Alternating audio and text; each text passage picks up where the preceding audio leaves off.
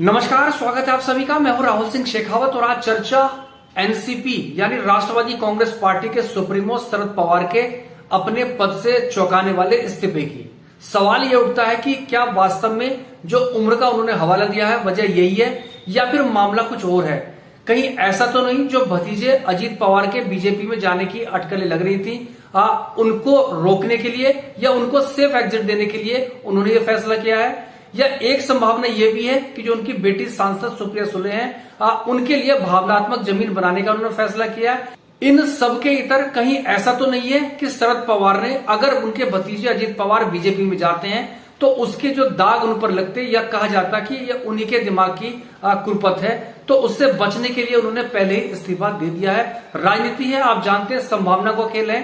एक संभावना बनती है और एक दूसरी संभावना शुरू हो जाती है और दूसरी संभावना के मध्य से कोई निर्णय लिया जाता है। इससे पहले कि हम आगे बढ़ें, एक छोटी सी अपील, अगर आपको कंटेंट अच्छा लगे तो उसको शेयर कीजिए और इस चैनल को सब्सक्राइब जरूर कीजिए, क्योंकि सब्सक्राइब आप करेंगे तो इससे हमारे आपके बीच का संबंध सीधे तौर पर स्थापित होता है। डिजिटल मीडिया की दरअसल ये एक छोटी सी जरूरत है। वैसे पिछले कुछ दिनों के घटनाक्रमों पर गौर करें तो शरद पवार की बेटी यानी सुप्रिया सुले ने यह बात कही थी कि 15 दिन में दो बड़े धमाके होने वाले हैं। तो क्या ये धमाका वास्तव में वही धमाका है जिसका जिक्र सुप्रिया सुले ने किया था? तो एक धमाका हो चुका है, फिर अगला धमाका आखिर क्या होगा? तो ये इस क्रोनोलॉजी को जोड़ने की जरूरत है। और खुद शरद पवार की बात करें तो वो उनके कई बयान चौंकाने वाले आए थे, जिसमें एक उन्होंने ये भी कहा था कि रोटी पलटने का वक्त आ गया है और दूसरा कोई भी गठबंधन आज है लेकिन कल होगा नहीं होगा मुझे नहीं पता है। और इससे पहले की बात करें तो जिस अडानी को लेकर विपक्ष पूरा लामबंद हो रहा था और पूरा संसद सत्र हंगामे की भेंट चढ़ गया था, उस अडानी के लिए उनके पक्ष में कहीं ना कहीं वो बैटिंग करते हुए नजर आए थे। उन्होंने कहा था कि जेपीसी से कुछ होने वाला नहीं है, तो जेपी की मांग का करने का मतलब बनता नहीं है। तो यह शरद पवार की राजनीति का स्टाइल रहा, अंदाज रहा है। बहरहाल शरद पवार ने 82 साल की उम्र में राष्ट्रवादी कांग्रेस पार्टी के सुप्रीमो पद से आज इस्तीफा दे दिया है, वो भी तब जबकि उनकी आत्मकथा का विमोचन हो रहा था और चौंकाने वाला फैसला उन्होंने लिया था, जिसके बाद एनसीपी के कार्यकर्ता अचानक भावुक हो गए और उन्होंने अपना फैसला वापस लेने की उनसे अपील की है।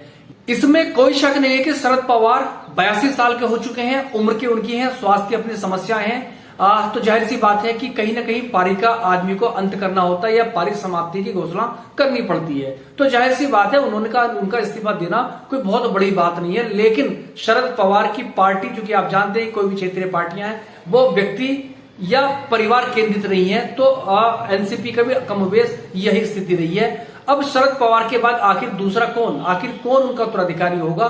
तो इसी जद्दोजहद के बीच में अजीत पवार की बीजेपी में जाने की अटकलें लगती रही हैं। दूसरी बात यह भी आती रही है कि सुप्रिया सुले उनकी पार्टी की कमान संभाल सकती है, लेकिन सभी जानते हैं कि जमीनी पकड़ राजनीतिक तौर पर अजीत पवार की महाराष्ट्र में ज्यादा है। और वैसे भी शरद पवार ने जब अपनी बिटिया को राजनीति में लाए थे तो डिवीजन कर दिया था कि महाराष्ट्र की राजनीति अजीत पवार के हवाले और दिल्ली की राजनीति सुप्रिया सुले के हवाले। लेकिन इतना करने से भी चीजें थमती नहीं है, क्योंकि आप जानते हो राजनीति महत्वाकांक्षाओं का खेल है। ये महत्वाकांक्षा महाविकास आघाड़ी बनने से पहले आपने देखी थी, उनके भतीजे यानी अजीत पवार अचानक देवेंद्र फडणवीस के साथ उन्होंने शपथ ली थी और एक नाट्य घटनाक्रम होता, जिसके बाद शरद पवार ने 2 या 3 दिन के अंदर उस पूरी बगावत को, कथित बगावत को खत्म भी कर दिया और वापस आ गए। तो दोबारा महाविकास आघाड़ी सरकार में जिसके मुखिया उद्धव ठाकरे थे उसमें वो दोबारा उप मुख्यमंत्री बन गए थे।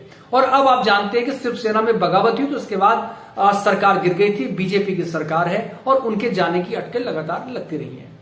तो सवाल यह उठता है कि क्या शरद पवार वास्तव में इन हालात में अपनी उम्र का हवाला देकर एक शांति के साथ, इज्जत के साथ एक सेफ एग्जिट पार्टी से चाह रहे हैं? क्योंकि अगर उनके रहते, जबकि 2024 में चुनाव होने हैं, उसके बाद महाराष्ट्र में भी विधानसभा के चुनाव होने हैं, और अगर इन हालात में उनके भतीजे अजीत पवार बीजेपी में जाएं तो उनकी निष्ठा पर भी सवाल खड़े होंगे, क्योंकि आप जानते हैं कि शरद पवार की अगला कदम क्या होगा, पिछला कदम क्या, किसी को पता नहीं होता। बहुत ही खांटी किस्म के राजनेता बोल रहे हैं और सारी खूबियां उनके अंदर मौजूद है, लेकिन भरोसेमंद नेता वो कभी रहे नहीं है।